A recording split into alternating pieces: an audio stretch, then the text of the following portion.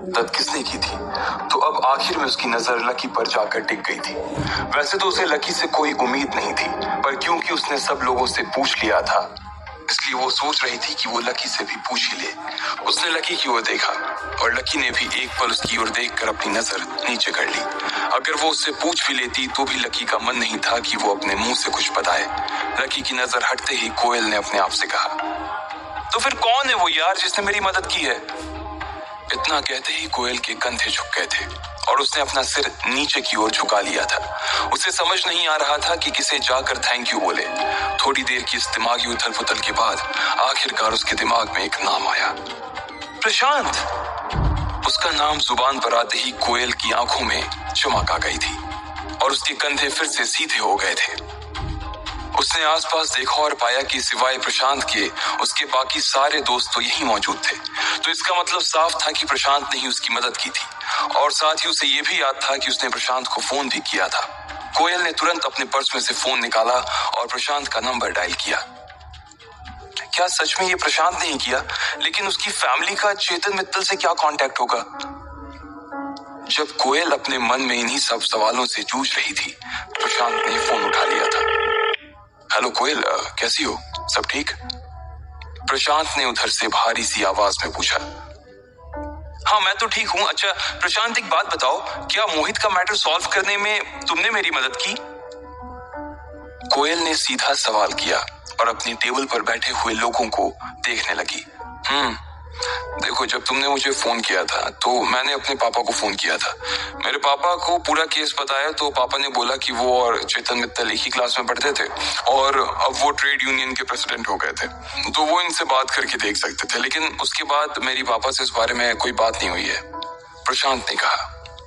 उसे लग रहा था कि कोयल उसे दोबारा फोन नहीं करेगी, लेकिन अब उसका फोन आ गया तो उसे अंदर ही अंदर थोड़ी सी शर्म आ रही थी कि उसने कोयल के मैटर में अपने पिता से बात नहीं की थी। नहीं, उसकी कोई जरूरत नहीं है, मैटर तो सॉल्व हो गया ना, कोयल ने चहकते हुए कहा और आगे बोली। और मुझे पता है कि ये हुआ भी किसकी वजह से। प्रशांत, अगर तुम नहीं होते ना तो ये कभी नहीं हो पाता। मेरे पापा मुझे बता रहे थे कि कोई चेतन मित्तल जी से मिलने के लिए गया था, वो और कोई नहीं बल्कि तुम्हारे ही पापा होंगे। इसलिए thank you Prashant, thank you so much, Koyal ने कहा। मैटर सॉल्व हो गया हो तो इससे बड़ी और क्या बात हो सकती है, और इसमें तुम्हें मुझे भी थैंक यू बोलने की कोई जरूरत नहीं है, मैंने तो ऐसा कुछ किया भी नहीं है, प्रशांत ने कहा। अरे कैसे नहीं किया? जो भी किया तुमने ही तो किया। तुम खुद भी ये बात अच्छे से जानते हो कि लायन ग्रुप कितना पावरफुल ग्रुप है। अब अगर वो खुद मेरे पापा से माफी मांगने के लिए आगे आए हैं तो इसका मतलब चेतन मित्तल कोई बहुत बड़े आदमी होंगे। जब वो खुद चेतन मित्तल के सामने नहीं टिक सकते तो मेरे पापा और हमारी छोटी सी कंपनी की क्या बिसात है। इसलिए तुम्हें तो थैंक यू बोलना बनता है, कोयल ने कहा। अचानक से उसकी आंखों में वो डर फिर से उभर आया था जो दोपहर में उसे महसूस हो रहा था। अगर प्रशांत नहीं होता तो मोहित और उसके पिता ना जाने कोयल के साथ क्या कर बैठते। इसलिए वो प्रशांत और उसके पापा का दिल से शुक्रिया कह रही थी। उसकी आंखें फोन पर बात करते करते भर आई थी। अरे ऐसा कुछ नहीं है, तुम ऐसा मत सोचा करो, प्रशांत ने उधर से मुस्कुराते हुए कहा। एक काम करो ना प्रशांत, तुम सीधे यूनिवर्सिटी के पास काकी पर आ जाओ। यहाँ हम सारे दोस्त बैठे हुए हैं, तुम आओ तो मैं तुम्हें पर्सनली थैंक यू भी बोल दूंगी और साथ ही तुम्हें एक बढ़िया सी ट्रीट भी दूंगी, कोयल ने कहा। अच्छा ऐसी बात है, चलो ठीक है, मैं थोड़ी देर में आता हूँ। प्रशांत ने भी उसकी ऑफर पर हाँ कर दी और उसकी हाँ सुनते ही कोयल का मन और ज्यादा खुश हो गया था। उसकी मुस्कान उसके चेहरे पर ऐसी चिपक गई थी जैसे मधुमक्खी अपने छत्ते से चिपक जाती है। इधर फोन रखने के बाद प्रशांत भी अपने आप को शीशे में निहार रहा था। कोयल की बात सुनकर उसकी छाती चौड़ी हो गई थी।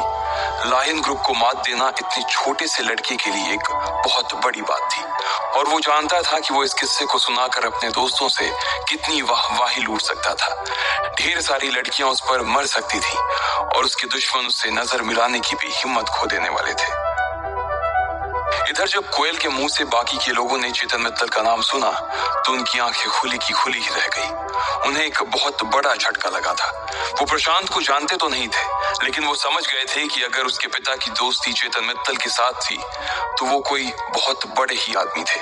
कोयल का कोई इतना अच्छा दोस्त भी था, इस बात की जानकारी ज्यादा लोगों को नहीं थी और जैसे ही उन्हें उसके बारे में पता चला उनका कोयल से जल जाना लाजमी था। उधर प्रशांत भी उसके दोस्तों के चेहरे देखने को बेताब था। उसने गहरे नीले रंग की शर्ट और हल्के नीले रंग की जीन्स पहन ली थी। उसके नीचे उसने अपने पसंदीदा लेदर के जूते पहने और फिर एक बढ़िया सा परफ्यूम लगाकर घर से बाहर आ गया था। अपनी बुलेट पर बैठने के लगभग 20 मिनट बाद ही वो यूनिवर्सिटी के पास ताकि पर पहुंच गया था। जैसे ही वो नीचे उतरा तो कोयल ने उसकी ओर जोर से हाथ हिलाया और वो अपनी जगह पर से खड़ी हो गई। उधर प्रशांत ने भी कोयल की ओर देखकर हाथ हिलाया और फिर उसके आसपास बैठे लोगों के चेहरे देखने लगा। उनकी आंखों में उसके लिए जलन साफ नजर आ रही थी। उन लोगों को ऐसे सुलगता हुआ देखकर उसे भी और सुकून मिल रहा था। वो भी इसी यूनिवर्सिटी में पढ़ता था, लेकिन उसका कॉलेज दूसरा था। प्रशांत की लंबाई लगभग 6 फीट की थी। उसका बदन हल्का सा भरा हुआ और उसके बाल थोड़े बिखरे हुए थे। उसके चेहरे पर गर्मी की वजह से हल्का सा पसीना जम गया था। प्रशांत! कोयल जितनी खुशी के साथ हो सकती थी उतनी खुशी के साथ बोली और फिर उसके गले लग गई। इसके बाद उसने प्रशांत का हाथ पकड़ा और कहा, सबसे पहले तो तुम्हारा बहुत बहुत बहुत बहुत बहुत शुक्रिया कि तुम इतने मुश्किल टाइम में ना सिर्फ मेरे साथ खड़े रहे बल्कि मुझे सेफली बाहर भी निकाला। मैं सच बता रही हूँ कि ना तो मैं और ना ही मेरे पापा कभी इस चीज को अपनी लाइफ में भूलेंगे। And trust me, we are there for you. जब भी तुम्हें जरूरत लगे तुम्हारी फ्रेंड तुमसे सिर्फ एक फोन कॉल की दूरी पर है, कोयल ने कहा और उसके हाथ को अपने हाथों में हल्के से दबा दिया। लकी ने यह दृश्य देखा तो उसके चेहरे पर मुस्कान तैर गई। उसे इस विडंबना पर हंसी आ रही थी, लेकिन वो जानता था कि उसकी हंसी बहुत से लोगों के दिल पर छुरी का काम कर सकती थी। इसलिए वो चुप रहा और अपनी प्लेट पर ध्यान देने लगा। उधर जैसे ही कोयल ने प्रशांत का हाथ दबाया तो प्रशांत उसके हाथ की तरफ देखने लगा। अब की बार उसने कोयल का हाथ थमा और चमकती हुई आंखों से उसकी ओर देखने लगा। उसकी आंखें कोयल की आंखों पर से हटने का नाम ही नहीं ले रही थी। उसने मुस्कुराते हुए कहा, कोयल बस करो, और कितनी थैंक यू बोलोगी। मेरे लिए ये सब करना कोई बड़ी बात नहीं थी, और फिर जब तुम्हारी बात थी तो मैं अपनी जान पर भी खेलने के लिए रेडी था। कोयल को उसकी इस बात पर शर्म आ गई। वो थोड़ा सा हंसी और फिर शर्मा कर नीचे की ओर देखने लगी। इसके बाद वो और एक बार प्रशांत से गले मिली और उसे अपने साथ टेबल पर ले गई। जैसे ही सबने प्रशांत को टेबल की ओर आते हुए देखा तो ना चाहते हुए भी सब अपनी अपनी जगह पर से खड़े हो गए। प्रशांत का ऑरा ही ऐसा था कि वो लोग अपने आप को रोक नहीं पाए। सब लोगों ने अपने कांटे और चम्मच छोड़ दी सिवाय लकी के। उसने प्रशांत की ओर बस एक बार देखा, थोड़ा सा मुस्कुराया और फिर अपनी प्लेट की ओर देखने लगा। अमित और गर्वित उसे खड़े होने का इशारा भी कर रहे थे, लेकिन वो खड़ा नहीं हुआ। कोयल को पहले ही लकी के ऊपर बहुत गुस्सा आ रहा था और जब उसने ऐसी हरकत की तब तो वो उसके ऊपर फटने के लिए तैयार हो गई थी, लेकिन फिर उसने एक गहरी सी सांस ली और अपने आप को शांत कर लिया। वो प्रशांत के सामने अपना वैसा रूप दिखाकर अपना इंप्रेशन खराब नहीं करना चाहती थी। अरे आप सब मुझे देखकर खड़े क्यों हो गए? मैं यूनिवर्सिटी का कोई प्रेसिडेंट थोड़ी हूँ। आप लोग बैठ सकते हैं प्लीज। प्रशांत ने भी मिलती हुई इज्जत के सामने कुछ ज्यादा ही बड़प्पन दिखाते हुए कहा। लकी को मन ही मन हंसी आ रही थी। एक तरफ तो वो था जिसे अपने हिस्से की इज्जत नहीं मिल रही थी और दूसरी तरफ ये था जो दूसरे की शादी में खुद दूल्हा बनकर घूम रहा था। जैसे ही प्रशांत ने ये कहा सभी लोग बैठ गए। उसकी बात सुनकर ही लोगों को ऐसा लग रहा था कि वो सच में कोई बहुत बड़ा आदमी था। आओ तुम मेरे साथ बैठो। कोयल ने फिर से प्रशांत का हाथ पकड़ने का एक बहाना ढूंढते हुए कहा और उसे अपने साथ अपने स्टूल पर ले गई। वैसे तो वो स्टूल 2 लोगों के हिसाब से ही बना था, लेकिन क्योंकि प्रशांत काफी हट्टा कट्टा और बड़े से डील डोले वाला आदमी था, इसलिए उसे एक स्टूल पर सिर्फ वही बैठ सकता था। अब उसके बैठ जाने के बाद कोयल के लिए जगह नहीं बची थी।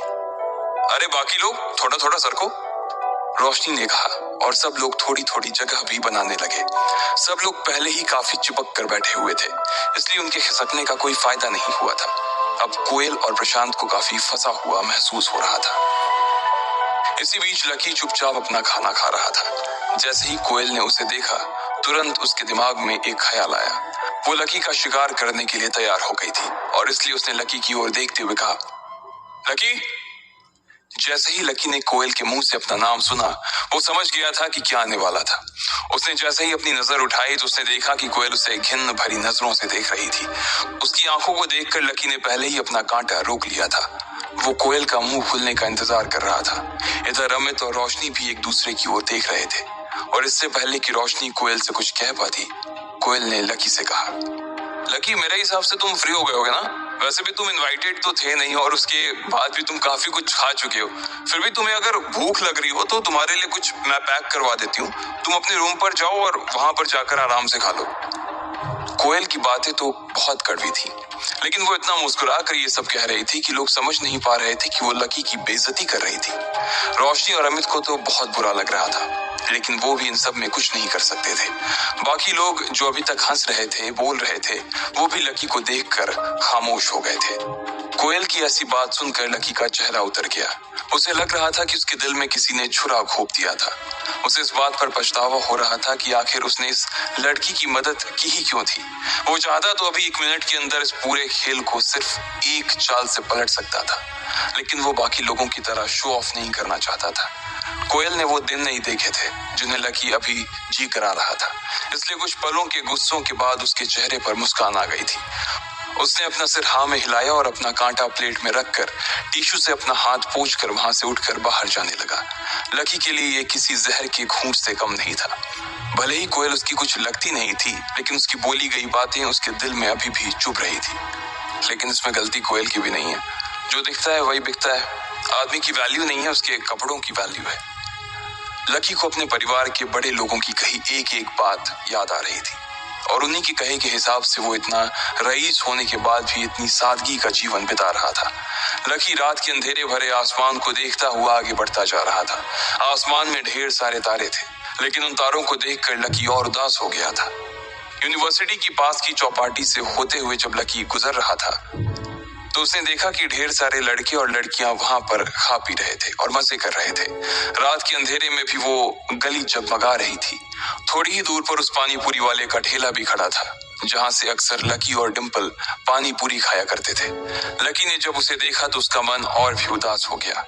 वहां पर एक लड़का अपनी गर्लफ्रेंड को अपने हाथ से पानी पूरी खिला रहा था। लकी ने उन दोनों को देखा तो उसे अपनी और डिंपल की याद आ गई। वो भी उसी जगह पर उसी तरह से खड़ा होकर डिंपल को पानी पूरी खिलाया करता था। उस ठेले को देखकर उसका दिल भारी हो गया था। उसे भूख लग रही थी और उसने सोचा कि क्यों ना पानी पूरी ही खाई जाए। लाओ भैया, एक प्लेट देना, लकी ने कहा। उसकी आवाज से वो उदासी जाने का नाम ही नहीं ले रही थी। अरे लकी भैया, आज अकेले अकेले? भाभी कहाँ है? उस पानी पूरी वाले ने लकी की ओर देखकर पूछा। ये बात सुनकर लकी का मुंह और उतर गया। उसे इस बात का कोई जवाब देते ही नहीं बन रहा था। पानी पूरी वाला भी समझ गया कि उसने गलत तार छेड़ दिया था। उसने एक पूरी बनाई और लकी के दोने में रख दी। लकी ने उसे उठाया और अपने होठों तक लेकर आया ही था कि वापस रखकर प्लेट में फेंक दिया। अरे लकी भैया, क्या हुआ? मच्छर गिर गया क्या? पानी पूरी वाले ने पूछा। नहीं यार, ऐसी कोई बात नहीं है, बस मन नहीं है, लकी ने कहा और वहां से निकल गया। जब वो अपने कमरे की ओर जा रहा था तब अचानक से जोरदार बादल गरजने लगे थे। लकी को लग रहा था कि आज बारिश होने वाली थी, इसलिए वो भागा भागा आया और अपने कमरे में घुस गया। पलंग पर लेटकर वो अभी भी डिंपल को ही याद कर रहा था। एक बार फिर से बात करके देखूं क्या, उसने अपने आप से कहा। और इससे पहले कि वो आगे कुछ सोच पाता, उसने अपना फोन निकाला और डिंपल को फोन मिलाने लगा। जैसे ही वो नंबर डायल करने वाला था तभी उसका फोन बज उठा। किसी अनजान नंबर से फोन था। लकी ने पहचानने की कोशिश की, लेकिन नंबर पहचान में नहीं आ रहा था। आखिर किसका था वो फोन? लकी ने डिंपल को फोन लगाने के लिए फोन उठाया ही था कि इतने में उसके फोन पर किसी अनजान नंबर से फोन आ रहा था। लकी ने उस नंबर को देखा, लेकिन उसे याद नहीं आया कि ये किसका नंबर था। वो बिस्तर से उठा और उसने फोन उठाकर बोला, हेलो लकी पापा, मैं काशीनाथ बोल रहा हूँ, आपको डिस्टर्ब तो नहीं किया? सामने से काशीनाथ जी ने पूछा। लकी ने जैसे ही उनका नाम सुना, सबसे पहले उसने कमरे का दरवाजा और खिड़कियां बंद कर दी। वो नहीं चाहता था कि उसकी और काशीनाथ जी की बातें कोई भी सुने। नहीं काशीनाथ जी, कहिए क्या बात है, और ये नंबर किसका है? लकी ने फिर से अपने बिस्तर पर आकर पूछा। अरे वो मेरे ऑफिस का नंबर था, लोग रात को भी उसी पर फोन करते थे, इसलिए मैंने एक नया कार्ड खरीद लिया था। शाम होते ही उसे बंद कर देता हूँ और इसे चालू।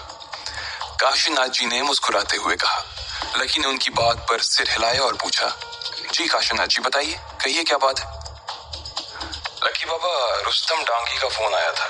मैंने जब उसे आज सुबह फोन किया था तो उससे बताया कि आप दिल्ली में ही हैं और करीबी परीक्षा दे रहे हैं। फिर मैंने उससे ये भी बताया कि आपने अभी परसों ही परीक्षा पास भी कर ली है और अब अपने परिवार के सारे पावर्स का आप इस्तेमाल भी कर सकते हैं।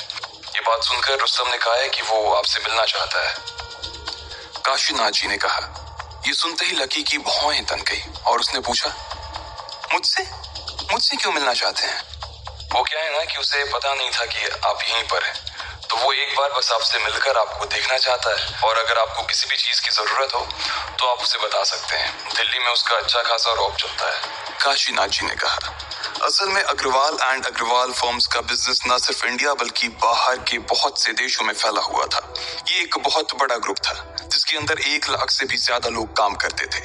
लेकिन लकी की परिवार की रीत ही यही थी कि जब तक कोई भी आदमी परीक्षा को पास नहीं करता तब तक उसे बिजनेस का दारोमदार नहीं बनाया जा सकता था। ठीक है, मैं मिल लूंगा उनसे, लकी ने कहा। वो वैसे भी बहुत सीधा और साधारण सा आदमी था और इतने सालों बाद अपनी कंपनी के लोगों से मिलना उसके लिए कुछ नया होने वाला था। ठीक है, तो मैं उसे फोन कर देता हूँ। वो कल सुबह ही आपसे मिलने के लिए आपके कॉलेज पहुंच जाएगा। काशीनाथ जी ने कहा। नहीं, आप उन्हें कॉलेज मत भेजिए। आप मुझे उनका एड्रेस दे दीजिए, मैं खुद ही उनसे मिलने के लिए चला जाऊंगा। वैसे भी यहाँ पर मिलना ठीक नहीं होगा, लकी ने कहा। वो रुस्तम डांगी को कॉलेज में बुलाकर जबरदस्ती की हवाबाजी नहीं करना चाहता था। वो जानता था कि अगर किसी ने रुस्तम के साथ उसे देख लिया तो लोग उससे सवाल पूछ कर उसका जीना दुश्वार कर देंगे, और वो अभी कुछ दिन और आराम से सुकून से जीना चाहता था। एक बार यहाँ से बाहर निकलने के बाद तो उसे कंपनी के हिसाब से अपनी लाइफस्टाइल को बदलना ही था। लेकिन लकी बाबा परिवार का हिस्सा है। आने वाले वक्त में आपको इसकी कमान संभालनी है। ऐसे में अगर आप उनसे मिलने के लिए जाएंगे तो ये नियमों के खिलाफ हो जाएगा ना। रुस्तम डांगी तो सिर्फ दिल्ली और उसके आसपास का ही इलाका देखता है। ऐसे में आपका उससे मिलने के लिए परेशान होना कहाँ तक ठीक है। मैं उसी को बोल देता हूँ, वो आपसे मिल लेगा। काशीनाथ जी ने फिर से जिद करते हुए कहा। वो नहीं चाहते थे कि लकी कमान संभालने से पहले ही लोगों के सामने इतना सीधा नजर आने लगे, वरना लोग उसकी परवाह करना बंद कर देते। नहीं काशीनाथ जी, मुझे लगता है कि आप कुछ ज्यादा ही सोच रहे हैं। ऐसी कोई बात नहीं है, बल्कि जब तक मैं काम नहीं संभालता तब तक तो मैं उनसे मिलने के लिए जा ही सकता हूँ। वैसे भी उनसे मिलने के बहाने मैं थोड़ा शहर भी देख लूंगा, लकी ने अपने बालों को ठीक करते हुए कहा। इतने साल इतनी गरीबी देखने के बाद अब वो समझ गया था कि सादगी से बड़ी कोई पूंजी नहीं थी। ठीक है लकी बाबा, आप अपने से बड़ी उम्र के लोगों से भी इतने प्यार से बात करते हैं, कोई भी आपका मुरीद हो जाएगा। इसलिए आप चिंता मत कीजिए, मैं रुस्तम को बोल दूंगा कि आप खुद उससे मिलने के लिए आ रहे हैं, काशीनाथ जी ने कहा। ठीक है काशीनाथ जी, लकी ने कहा और फोन काट दिया। जैसे ही उसने फोन रखा और वो खिड़कियों को खोलने के लिए बाहर जा ही रहा था, इतने में फिर से काशीनाथ जी का फोन आया।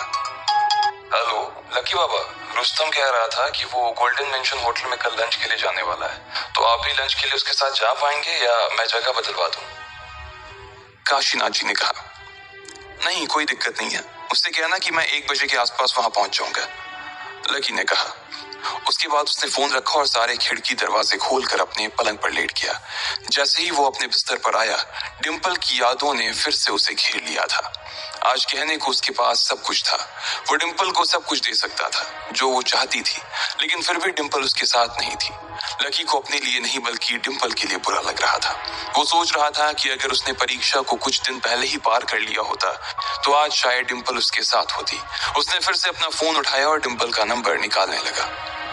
लेकिन मैं क्या कहूं उससे, लकी ने अपने आप से पूछा। जब काफी देर तक उसे कोई जवाब नहीं मिला तो उसने फोन को वापस रख दिया और अपनी आंखों को बंद करके लेट गया। लकी को कब नींद आ गई उसे पता नहीं चला। जब थोड़ी देर बाद उसे कमरे में किसी के आने की आवाजें सुनाई दी, तब उसकी नींद खुली और उसने देखा कि अमित, प्रीतम और गर्वित वापस आ गए थे। वो तीनों आपस में कुछ बातें कर रहे थे और बातों में वो इतना मशगूल थे कि वो भूल गए थे कि लकी अपने बिस्तर पर सो रहा था। यार, ये प्रशांत एक नंबर का गधा आदमी निकला यार। खाना खाने के बाद उसे गाना गाने की क्या जरूरत थी?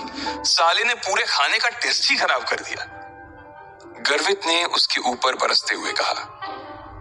हाँ, और लाट साहब यहाँ तक भी नहीं माने। भाई पता है कि जब बारिश हो रही है तो मत जाओ ना, लेकिन इतनी बारिश में कोयल को पीछे बिठाकर पूरे देश में अपनी बुलेट से पटाखे फोड़ने हैं, हद है, प्रीतम ने कहा और बोतल में से पानी पीने लगा। हाँ ठीक है, अब और कितनी गालियां दोगे उसे? पूरे रास्ते इतनी गालियां दी, पेट नहीं भरा?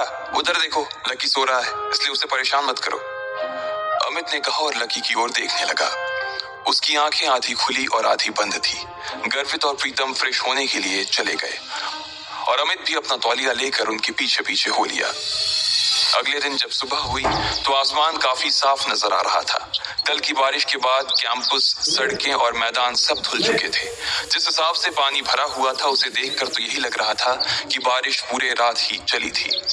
दूसरी और तीसरी क्लास के ब्रेक के बीच जब लकी ने थोड़ी देर सुस्ताने के लिए अपना सिर बेंच पर टिकाया ही था कि अमित भागा भागा उसकी क्लास में घुसा और लकी को झटकते हुए उठाते हुए बोला, लकी, कोयल के साथ गड़बड़ हो गई। अच्छा, अब क्या हो गया उसके साथ? पास बैठे ही गर्वित ने कहा। प्रीतम जो कि अमित की ओर देख रहा था, उसने उसके मजे लेते हुए कहा, अबे तेरा डिपार्टमेंट ना रोशनी की प्रॉब्लम झेलने का है, कोयल की नहीं। इस बात पर लकी और गर्वित भी मुस्कुरा दिए। अबे तू 2 मिनट चुप रह, अमित ने कहा और लकी की ओर देखकर बोला, भाई कोयल कल रात को बाइक से गिर गई। अमित ने कहा, हाँ तो इसमें कौन सी नई बात है? बात तो तब होती जब कोयल जी बाइक पर बैठकर कार में से गिर जाती। प्रीतम ने फिर से कोयल का मजाक उड़ाते हुए कहा। अमित ने उसे घूर कर देखा, लेकिन इस बात पर तो उसे और भी ज्यादा हंसी आ गई थी। एक पल हंसने के बाद गर्वित ने पूछा, लेकिन वो गिरी कैसे? अबे यार, कल रात को बहुत तेज बारिश हो रही थी। अब वो और प्रशांत जोश जोश में बाइक पर दिल्ली नापने निकल गए। बस थोड़ी देर में उनकी बाइक कहीं पर फिसली और मैडम गिर गई। अमित ने कहा, अच्छा तो फिर उसे बचाने कौन आया? चेतन मित्तल? प्रीतम ने फिर से उसके मजे लेते हुए कहा। अमित ने प्रीतम के बाल पकड़े और जोर से खींच दिए।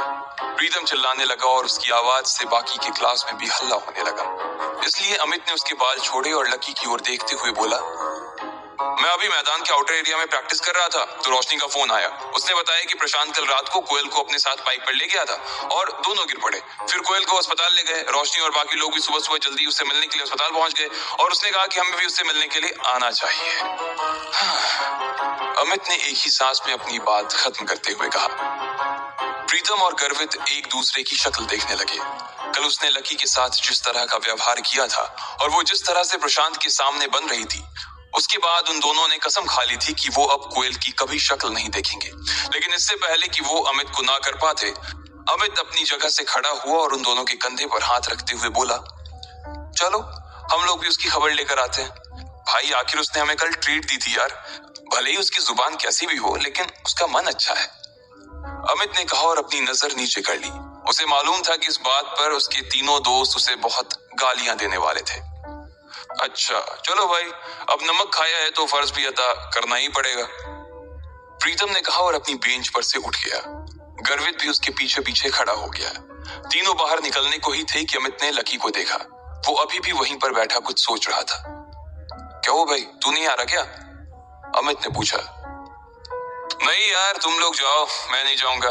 अगर मैं आया ना तो उसकी तबीयत मेरी शक्ल देखकर और खराब हो जाएगी, लकी ने चुटकी लेते हुए कहा। वो उसके न आने के पीछे का असली कारण उन तीनों को नहीं बताना चाहता था। अमित भी उसकी बात समझ गया था, इसलिए उसने दोबारा नहीं पूछा और प्रीतम और गर्वित को अपने साथ लेकर निकल गया। इधर जैसे ही वो लोग कॉलेज से बाहर निकले, उसके थोड़ी ही देर बाद लकी भी बाहर आ गया था। उसने कॉलेज से थोड़ी दूर जाकर अपने लिए एक टैक्सी बुलाई और सीधा होटल गोल्डन मैंशन के लिए निकल गया। जब ड्राइवर ने लकी के मुंह से होटल गोल्डन मैंशन का नाम सुना तो वो चौंक गया। जिस हिसाब से उसने कपड़े पहने थे, ड्राइवर को तो लग रहा था कि उस हिसाब से तो लकी सिर्फ वहां खाने का सपना ही देख सकता था। होटल गोल्डन मैंशन दिल्ली की सबसे बड़े होटल में से एक था। थोड़ी ही देर में उसकी टैक्सी एक बड़ी सी नीली शीशे वाली बिल्डिंग के बाहर आकर खड़ी हो गई थी। दरवाजे के बाहर गार्ड खड़े थे और ऊपर होटल गोल्डन मैंशन का नाम सुनहरे अक्षरों में लिखा हुआ था। जैसे ही लकी गाड़ी से उतरकर होटल में गया तो उसने देखा कि वहां ढेर सारी गाड़ियां खड़ी थी और वो दरवाजा जो उसे दूर से देखने में काफी छोटा लग रहा था, वो लगभग 2 मंजिलों जितना ऊंचा था। लकी उस दरवाजे की ओर बढ़ा। गार्ड ने उसे पहले ही आता देख लिया था और उसने भी उसकी नजरों को भांप लिया। उसने गेट पर अपना नाम लिया और अंदर दाखिल हो गया। अंदर जाते ही उसने देखा कि वहां एक बड़ा सा झूमर लटका हुआ था और फर्श पर महंगा मार्बल लगा हुआ था। आसपास चारों ओर खुशबूदार माहौल था। सब लोगों ने वहां सूट बूट पहन रखे थे और लकी अपनी चप्पल में ही उठकर चला आया था। वो बिना इधर उधर की चकाचौंध पर ध्यान दिए सीधा लिफ्ट की ओर चला गया। उसने अपना फोन निकाला और देखा, उसमें लिखा था कि उसे कमरा नंबर 888 में जाना था। लकी ने फिर से अपना फोन जेब में रखा और जैसे ही वो लिफ्ट का दरवाजा बंद करने के लिए बटन दबाने ही वाला था कि उसने देखा कि एक सुंदर सी लड़की उसकी दिशा में बढ़ती चली आ रही थी। वो उसे हाथ से लिफ्ट को रोकने का इशारा भी कर रही थी। लकी ने बटन पर से तो अपना हाथ हटा लिया था, लेकिन वो उस लड़की पर से अपनी नजर नहीं हटा पा रहा था। वो वाकई बला की खूबसूरत थी। जैसे जैसे वो पास आई, लकी ने देखा कि उसका चेहरा गोल और पलके बड़ी बड़ी थी। उसकी शक्ल से ही वो काफी उत्साह में नजर आ रही थी। उसने नीले रंग का ब्लेजर पहना हुआ था और नीले रंग की ट्राउजर। उसके गले में एक छोटा सा डायमंड का नेकलेस भी था। वो लड़की लिफ्ट में घुसी और लकी से थोड़ी सी दूरी पर जाकर खड़ी हो गई। लकी भले ही उसका चेहरा नहीं देख पा रहा था, लेकिन उसकी नजर उस पर से हटने का नाम ही नहीं ले रही थी।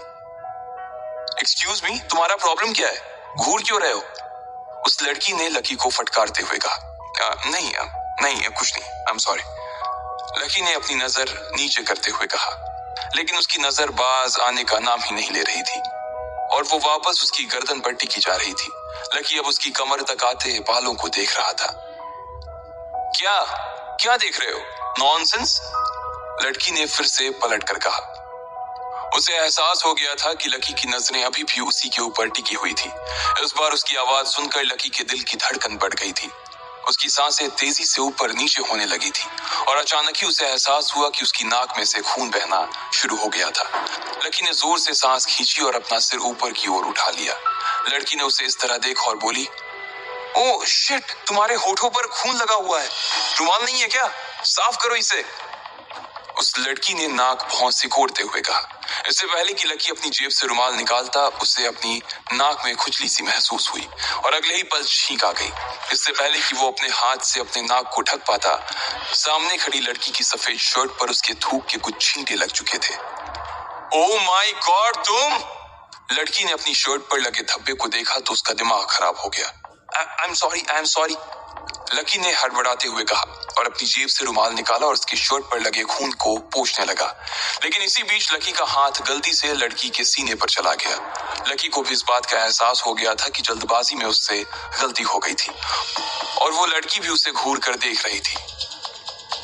तुम्हारी इतनी हिम्मत कैसे हुई, साले ठरकी कहीं के? लड़की ने गुस्से में कहा और लकी को पीछे की ओर धक्का दे दिया। लकी की पीठ पर चोट लगी और इतने में लिफ्ट भी रुक गई। वो लड़की उसे गुस्से से देखी जा रही थी। नहीं, मुझसे गलती, मैं तो बस खून। इससे पहले कि लकी आगे कुछ कहता, वो लड़की जोर से चिल्लाने लगी, सिक्योरिटी सिक्योरिटी! ये सुनते ही लकी के कान खड़े हो गए थे। उसने देखा कि दो गार्ड भागे भागे उसकी ओर आ रहे थे। उन दो गार्ड्स को आते हुए देखकर वो घबरा गया था। लकी की छींक की वजह से उस लड़की का शर्ट खून से सन गया था। सफेद रंग के सूती शर्ट के ऊपर खून के धब्बे गिरकर फैल गए थे। लेकिन लड़की के मन में मलाल इस बात का नहीं था कि उसकी शर्ट पर खून फैल गया था। उसे मलाल इस बात का था कि लकी ने उसके साथ छेड़खानी की थी। इससे पहले कि लकी उसे अपनी ओर से कुछ समझा पाता, उस लड़की ने सिक्योरिटी को बुला लिया था। लिफ्ट खड़ी थी और वो लड़की लिफ्ट के बाहर आ गई थी। लकी भी उसे समझाने के लिए उसके पीछे पीछे बाहर आ गया था, लेकिन तब तक दो गार्ड उसकी दिशा में आए और उसे पकड़ लिया। क्या हुआ मैडम, क्या बात है? एक गार्ड ने उस लड़की से पूछा। वो देख पा रहा था कि उस लड़की का शर्ट खून से सन गया था और उसके चेहरे पर घबराहट साफ नजर आ रही थी। इस आदमी ने मेरे साथ बदतमीजी की है। पहले तो इसने जानबूझकर मेरी शर्ट पर छींका, जिसकी वजह से मेरी शर्ट खराब हो गई, और फिर इसने अपने रुमाल से मेरे शर्ट को साफ करने के बहाने मेरे साथ छेड़खानी की है। जैसे ही लड़की ने अपनी बात खत्म की, उन दोनों गार्ड ने लकी को घूर कर देखा। ऊपर से नीचे तक देखने पर उन्होंने पाया कि लकी की शक्ल तो शरीफों जैसी ही थी, लेकिन उसका हुलिया इस बात की गवाही दे रहा था कि वो कितना बड़ा बदमाश था। क्या रे, बहुत लड़कियां छेड़ रहा है, कहां से आया तू और घुसने किसने दिया तेरे को अंदर? एक गार्ड ने उसकी बाजू को कसकर पकड़ा। लकी को समझ नहीं आ रहा था कि वो क्या करे। सुनिए, आप गलत समझ रही हैं। मैं कोई बदमाश नहीं हूँ और ना ही मैं आपके साथ कोई बदतमीजी कर रहा था, लेकिन जैसे ही आपने मुझे डांटा, मुझे अपनी गलती का एहसास हो गया था। वो तो अचानक पता नहीं कैसे मेरी नाक से खून निकल आने लगा और फिर उसमें ईचिंग हुई और मुझे छींक आ गई। आप जैसा समझ रही हैं वैसा आदमी नहीं हूं मैं। इससे पहले कि लकी अपनी बात पूरी कर पाता, उस लड़की ने बीच में ही उसकी बात को काटते हुए कहा, अच्छा, ऐसा सोच भी मत लेना कि तुम इंग्लिश बोलकर बच जाओगे। जो तुमने किया है ना, उसके बाद तुम बच नहीं पाओगे। मैं अभी पुलिस को कॉल करूंगी और फिर वो तुम्हें अपनी भाषा में समझाएंगे। जैसे ही उस लड़की ने पुलिस का नाम लिया, लकी के साथ साथ दोनों गार्ड के भी कान खड़े हो गए। वो ये देख पा रहे थे कि लड़की को बहुत गुस्सा आ रहा था और पुलिस के पास जाने का उसका अधिकार भी था, लेकिन उन्हें डर इस बात का था कि अगर वो पुलिस को बुला दी तो उनके होटल की बहुत बदनामी हो सकती थी। इसलिए एक गार्ड ने तुरंत मोर्चा संभाला और लकी को उसके सामने जोर से हिलाते हुए बोला, अरे मैडम, ऐसे सड़क छाप पॉकेट मार आदमी के लिए पुलिस क्यों बुलाना? हम इसे तो हम ही ठीक कर देंगे, क्यों सुरेश? पहले गार्ड ने अपने साथ वाले गार्ड को इशारा किया और उसने लकी की ओर अपना डंडा ताना ही था कि इतने में लड़की बोली, नहीं, आप लोग इससे टच भी नहीं करेंगे। आप सिर्फ इसे पकड़ कर रखिए, मैं अभी पुलिस को बुलाती हूँ, वो इससे निपटेगी। उस लड़की ने कहा और अपने पर्स में से फोन निकाला और वो फोन मिलाने ही वाली थी कि इतने में फिर से उस गार्ड ने कहा, अरे मैडम, क्यों पुलिस को परेशान कर रही हो? हम है ना, हम भी उतना ही अच्छा धोते हैं जितना पुलिस धोती है। दूसरे गार्ड ने कहा और फिर उसने लकी के सिर पर डंडा तान दिया। इतने में लकी चिल्लाया और बोला, नहीं, अब मैडम नहीं, मैं पुलिस को बुलाऊंगा और मामला सिर्फ पुलिस तक नहीं, कोर्ट तक जाएगा। मैं इनके ऊपर डिफेमेशन का केस करूंगा, मैं इनके ऊपर हरासमेंट का केस करूंगा और तुम दोनों में से किसी ने भी मुझे हाथ लगाया तो तुम दोनों भी अंदर जाओगे, इसलिए छोड़ो मुझे राइट नाउ। लकी ने चिल्लाते हुए कहा। उस जैसे आदमी से इतनी बड़ी धमकी सुन लेने के बाद तो उनके होश ही उड़ गए थे। वो दोनों घबराए हुए एक दूसरे को देख रहे थे। वहीं लकी और उस लड़की की आंखों का गुस्सा शांत होने का नाम नहीं ले रहा था। अब क्या करें? पहले गार्ड ने कहा। मैनेजर को बुला, दूसरे ने कहा। पहले ने तुरंत अपनी जेब से वॉकी निकाला और चालू किया। लकी और वो लड़की दोनों ही उस गार्ड को देखने लगे। इससे पहले कि मैनेजर लाइन पर आता, एक साथ लकी और उस लड़की का फोन बज उठा। हेलो, जी हाँ सर, मैं होटल आ गई हूँ, लेकिन सर एक बदतमीज आदमी की वजह से मेरे कपड़े खराब हो गए हैं। लड़की ने लकी को घूर कर देखा और कहा, हाँ, मैं भी आ रहा हूँ, बस एक मैडम है, उन्हें थोड़ी सी मिसअंडरस्टैंडिंग हो गई है, वो शॉर्ट आउट कर रहा हूँ, बस आ ही रहा हूँ उसको करके। लकी ने कहा और दोनों ने एक वक्त में ही फोन रखा। लड़की के लिए अब वहां रुकना और इस बहस में पड़ना बहुत भारी हो गया था। उसकी एक बहुत जरूरी मीटिंग थी और उसके लिए वो लेट हो रही थी। इसलिए लड़की ने लकी को देखा और बोली, आज तुम्हें मेरी मीटिंग ने बचा लिया, लेकिन तुम चिंता मत करो, मीटिंग हो जाने के बाद मैं तुम्हें बताऊंगी कि मैं कौन हूँ। उस लड़की ने सिर्फ इतना कहा और लकी का एक फोटो खींच लिया।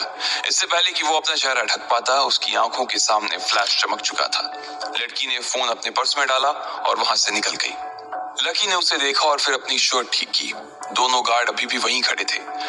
लकी ने एक से पूछा, ये रूम नंबर 888 किस तरफ है? उसका सवाल सुनते ही उस गार्ड का मुंह खुला का खुला रह गया था। उसने बड़ी बड़ी आंखों से लकी को देखा और पूछा, आपको 888 में जाना है? लकी ने हाँ में गर्दन हिलाई। सर 888 उस तरफ है, उस गार्ड ने इशारे से बताया और लकी अपनी दाई ओर मुड़कर आगे बढ़ने लगा। जैसे ही वो जाने वाला था, वो गार्ड पीछे से बोला, सॉरी सर, मुझसे गलती हो गई सर। लकी ने उस गार्ड को देखा और फिर अपने कंधे मुचका दिए। उसे समझ नहीं आ रहा था कि वो आदमी अभी उसके ऊपर डंडा चलाने वाला था। अचानक उससे वो माफी क्यों मांग रहा था? जब लकी को कुछ समझ नहीं आया तो वो अपना सिर खुजाते हुए वहां से निकल गया। इधर रूम नंबर 888 में उसके आने की तैयारियों ने जोर पकड़ रखा था। ढेर सारे लोग पहले से उसके इंतजार में वहां आकर खड़े हो गए थे। एक 50 साल का आदमी भी दरवाजे पर खड़ा था। उसने बढ़िया सा सूट पहना हुआ था और वो होटल गोल्डन मेंशन के मैनेजर से बात कर रहा था। सब तैयार है ना? मैनेजर ने उसकी बात सुनी और बोला, जी सर, आप चिंता ना करें, जैसा आपने बोला था वैसा का वैसा हमने सारा अरेंजमेंट करके दिया है। रुस्तम सर ने जो भी लिखवाया था वो सभी लंच के लिए बनवाया गया है। रुस्तम सर तो वैसे भी हमारे लिए बहुत खास हैं, उनके आने भर से ही हमें बहुत अच्छा लगता है। ठीक है, हमारे गेस्ट आने वाले हैं तो आप जरा, उस आदमी ने कहा और जनरल मैनेजर उसका इशारा समझ गया। वहां से वो निकल चुका था। जैसे ही मैनेजर वहां से निकला, वो लड़की वहां आकर खड़ी हो गई। ये वही लड़की थी जिसके लंबे लंबे बाल थे और जिसने नीले रंग का ब्लेजर पहना हुआ था। उसने जब रुस्तम डांगी को देखा तो वो सीधा भागकर उसके पास गई और बोली, सॉरी सर, एक्चुअली मैं थोड़ा लेट हो गई हूँ। वो क्या है ना? इससे पहले कि वो लड़की आगे कुछ बोल पाती, डांगी ने उसकी बात को बीच में काटते हुए बोला, उधर बैठ जाओ। तुम्हारी किस्मत आज अच्छी है कि लक्ष्मण सर अभी तक आए नहीं है। अगर वो पहले पहुंच गए होते तो आज तुम्हारी वजह से मेरा सारा इंप्रेशन खराब हो जाता। वो लड़की उसकी ओर देखकर मुस्कुराई और शर्मिंदगी से एक कोने में जाकर बैठ गई। इधर रुस्तम डांगी खुद दरवाजे के बाहर खड़ा होकर लकी के खाने का इंतजार कर रहा था। उसे बहुत बेचैनी हो रही थी। जैसे ही उसने घूमकर अपनी दाईं ओर देखा तो उसने पाया कि एक लड़का ऐसे ही साधारण से कपड़ों और चप्पलों में उसकी ओर चला आ रहा था। रुस्तम उसे देखते ही समझ गया था कि ये कोई और नहीं बल्कि लकी ही था। वो तुरंत उसकी दिशा में आगे बढ़ा और उसने सामने झुकते हुए उसका अभिवादन करते हुए बोला, आइए लक्ष्मण सर आइए, मैं रुस्तम डांगी। लकी ने उनकी ओर देखा और मुस्कुराकर उनसे हाथ मिलाने लगा। इसके बाद रुस्तम के पीछे पीछे वो कमरा नंबर 888 में दाखिल हो गया। लकी ने देखा कि वहां पर जो लोग बैठे थे वो दिल्ली के सबसे बड़े लोगों में से कुछ थे। उनकी शक्लें और उनके कपड़े ही उनकी सारी कहानी बयां कर रहे थे। ये सब लोग वो हैं सर जो हमारी कंपनी अग्रवाल एंड अग्रवाल के लिए काम करते हैं, सारे टॉप ऑफिशियल्स हैं। रुस्तम ने कहा और फिर लकी को सबसे मिलवाते हुए बोला, ये हमारे अग्रवाल परिवार के सबसे बड़े बेटे लक्ष्मण लाल अग्रवाल। आपका स्वागत है सर, सभी लोगों ने एक ही सुर में कहा। उस लड़की ने जैसे ही लकी को वहां खड़ा देखा तो उसका परिचय सुना तो उसके पैरों के नीचे से जमीन खिसक गई। उसने अपने बुरे सपने में भी ये नहीं सोचा था कि उसके ऊपर खून छींकने वाला कोई और नहीं बल्कि उसके बॉस का भी बॉस होगा। आज तो उस लड़की को नींद ही नहीं आने वाली थी। उसे ऐसा लग रहा था कि उसका ब्लड प्रेशर बढ़ गया था और उसका दिल कभी भी धड़कना बंद कर सकता था। इधर लकी ने भी इतनी भीड़ में उस लड़की को दूर से ही देख लिया था। उसे भी इस बात की उम्मीद नहीं थी कि उन दोनों की मुलाकात इतनी जल्दी और इस कमरे में होने वाली थी। लकी को अपने जहन में सिर्फ एक बात ही याद आ रही थी कि वक्त बदलते देर नहीं लगती। लकी ने बाकी लोगों से नजरें मिलाने से पहले एक बार और उस लड़की को देखा। उसे मालूम था कि वो थोड़ा सा बदतमीज हो रहा था, लेकिन वो जानता था कि अब की बार वो लड़की उसके देखने से भी उसे कुछ नहीं कहने वाली थी। लेकिन अगले ही पल लकी को लगा कि वो कुछ गलत कर रहा था और इसलिए उसने अपनी नजर उस लड़की से हटाकर बाकी के लोगों पर टिका दी। प्लीज आप लोग सब बैठ जाइए प्लीज, लकी ने बहुत ही शांत स्वर में कहा। सर आप ही प्लीज बैठिए, रुस्तम ने कहा और लकी को उस लड़की के पास ही लगी सीट पर बैठाने के लिए ऑफर कर दिया। उसके हाथ का इशारा देखते ही लकी के मन में ढेर सारे सवाल उभरने लगे थे। जब रुस्तम ने देखा कि वो लड़की की ओर सवालिया निगाहों से देख रहा था तो वो बीच में आया और बोला, सर ये हमारी कंपनी की इंफॉर्मेशन डिपार्टमेंट की डायरेक्टर है रागिनी दत्ता। जैसे ही उसका नाम लिया गया रागिनी लकी को देखकर मुस्कुराने लगी। हालांकि उसकी मुस्कान देखकर ही लकी समझ गया था कि वो काफी फीकी थी। उसमें लकी के लिए काफी घबराहट थी, लेकिन अब ऐसी कड़वाहट देखने की लकी को आदत हो चुकी थी, इसलिए उसे इस चीज से कोई फर्क नहीं पड़ रहा था। सर आप जरा सबसे पहले इसे चखिए, ये मैंने खुद अपने हाथों से आपके लिए बनाया है। रुस्तम ने लकी के सामने एक प्लेट पर कश्मीरी पुलाव परोसते हुए कहा। अच्छा, लकी ने कहा और एक चम्मच से उस प्लेट में रखी डिशेस का थोड़ा सा हिस्सा लेकर अपने मुंह में डाल दिया। जैसे ही उसका जायका उसके मुंह में घुला, लकी का दिल कुतुब मीनार पर चढ़ गया था। उसने बहुत सालों बाद इतना कुछ अच्छा खाया था। खाना पेट के अंदर चला गया था, लेकिन उसका जायका उसके मुंह में ही रह गया था। लकी के चखने के बाद जब बाकी के लोगों ने भी उसे चखा तो उनके मुंह में रुस्तम की करछी सी छाप उभर आई। जायका ऐसा घुला कि सबके मुंह से वहां निकल गया। उसके बाद तो जमकर लोगों ने खाना खाया कि पूछो मत। ऐसा लग रहा था कि सब लोग पिछले जन्म से ही भूखे चले आ रहे थे। खाने के आगे सब लोग अपने ओहदे, अपने पद, अपने पते, अपने जात और अपना नाम तक भूल गए थे। इतना जमकर खाना खाया गया कि किसी की बर्तन के अंदर कुछ भी बाकी नहीं रह गया था। लकी ने भी आज न जाने कितने दिनों बाद जमकर खाया था। सालों के बाद आज उसका पेट फुल हो गया था। सर आपका हो गया या कुछ और मंगवाऊं? रुस्तम ने प्यार से पूछा। वो लकी को देखकर ही समझ गया था कि आज उसे खाने में मजा ही आ गया था। नहीं, मेरा पेट तो भर गया है, लकी ने कहा। ठीक है सर आइए, तो मैं आपको आराम करवाने के लिए थोड़ी देर रेस्ट हाउस में ले जाता हूँ, रुस्तम ने कहा। वो भी लकी के इस जमीन से जुड़े एटीट्यूड से काफी इंप्रेस हो गया था। उसे लग रहा था कि रातों रात ढेर सारी दौलत मिल जाने के बाद लकी के पैर जमीन पर टिकने वाले नहीं थे। लेकिन जब उसने लकी को देखा और इतनी देर में जितनी भी बार उससे बात की तो उसने यही पाया कि लकी जड़ों से जुड़ा हुआ नौजवान था। वो कोई हवा में उड़ने वाले लड़कों में से नहीं था जो अपने साथ अपना सब कुछ उड़ा देते थे। लकी जड़ों का आदमी था, इसलिए सब कुछ जोड़े रखता था। नहीं, उसकी कोई जरूरत नहीं है, लकी ने शर्माते हुए कहा। उसे दोपहर में सोने की आदत नहीं थी। उधर रागिनी ने जब लकी को ऐसे शर्माते देखा तो उसे हंसी आ गई। उसे लग रहा था कि इतना बड़ा आदमी होने के बाद भी लकी काफी क्यूट था। लकी के मना करने के बाद सब लोग वहीं बैठ गए थे और लकी की ओर देख रहे थे।